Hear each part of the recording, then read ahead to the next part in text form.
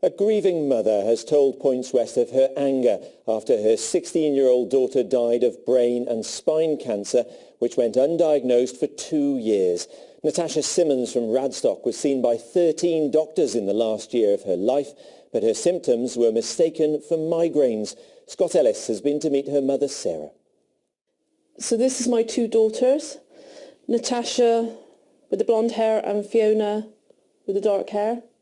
Natasha Simmonds died at the age of 16, a teenager who'd probably had cancer for at least 2 years, an illness which went undiagnosed.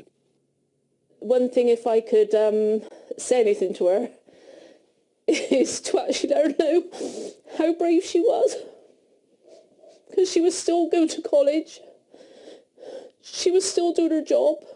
Natasha's symptoms worsened from 2010 onwards and included headaches, numbness, personality changes and vomiting, all of which were put down to migraine. She was admitted to Bath's Royal United Hospital in June of 2010, but was diagnosed with glandular fever. In January of this year, a scan at the RUH picked up cancer of the brain and spine. Despite surgery at Frenchay Hospital, Natasha died a few days later. In the last 2 years of her life, she'd been seen by doctors 24 times. She broke down in the car when we got outside of A&E. She said they just don't believe me, because I was pulled to the side when we went in on that occasion and asked if she was putting it on.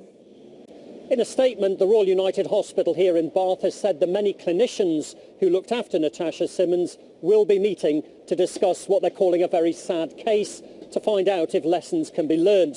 But it's important to note that at an inquest into her death, a coroner decided there was no need to make medical recommendations.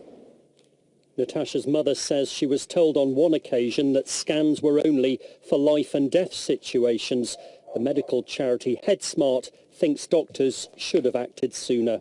We certainly wouldn't expect the GPs, clinicians to go and diagnose everybody with a headache, but when you look into it a bit further, where it's serious migraine and it's continuous, we would expect that to be offered an MRI scan. Natasha's mother has this warning. I would pursue it even further and make sure you get answers, because that's my biggest regret, and that's a regret I'll take to my own grave.